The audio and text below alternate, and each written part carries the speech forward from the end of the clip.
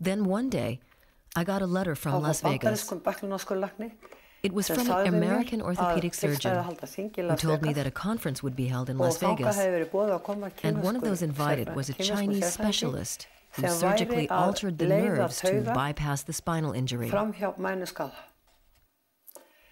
The American orthopedic surgeon, Michael Rask, invited me to come to Las Vegas and meet this Chinese specialist, assuming that he would be given permission to attend the conference. I jumped at the opportunity, the only one I had been offered. Then a range of tests were carried out on Hrafnhildur, so I could set off for Las Vegas well prepared, and I met this Chinese surgeon.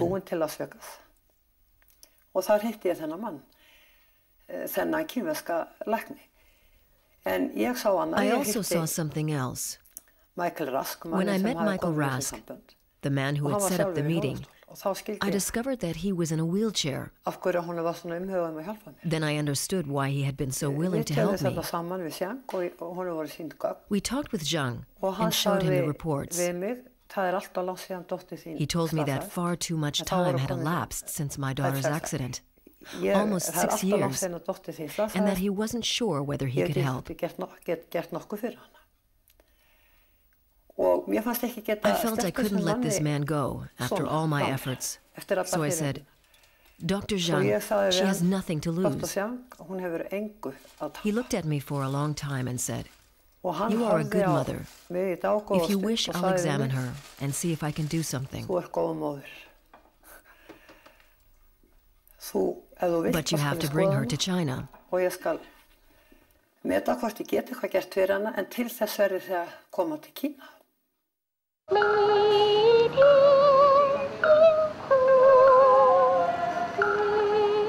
When this golden opportunity arose, it had to be taken. Either and her husband Bjarni saw there was nothing for it but to take their daughter, extremely ill though she was, and travel halfway around the world, from Iceland to China. At this point, Hrafnhildur weighed a mere 28 kilos. She was close to death for the second time. The trip to China was a grueling one. She had to lay at the feet of my husband and myself for most of the journey, for she was weak and couldn't sit. This was our only hope. She had a needle in her arm through which I injected powerful antibiotics every 6 hours.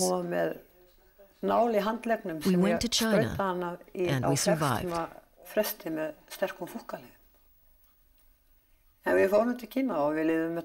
When we arrived in China and met Zhang, he was shocked to see how thin and frail she was. He examined her and did tests. His assessment was that he could operate, that it was possible, but he couldn't promise it would have good results due to such a long time having elapsed since the accident. He said we should return after 6 months and that she would need to be in a better state of health, since the trip to China had been very difficult for us all. I suggested it would be better if he came to Iceland.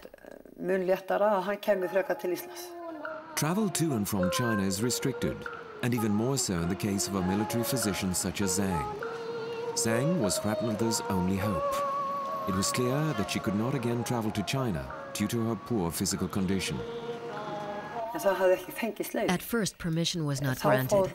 Then the former president of Iceland, Vigdís Finnbogadóttir, who at the time was on an official visit to China, raised the matter at a meeting with Zhang Zemin.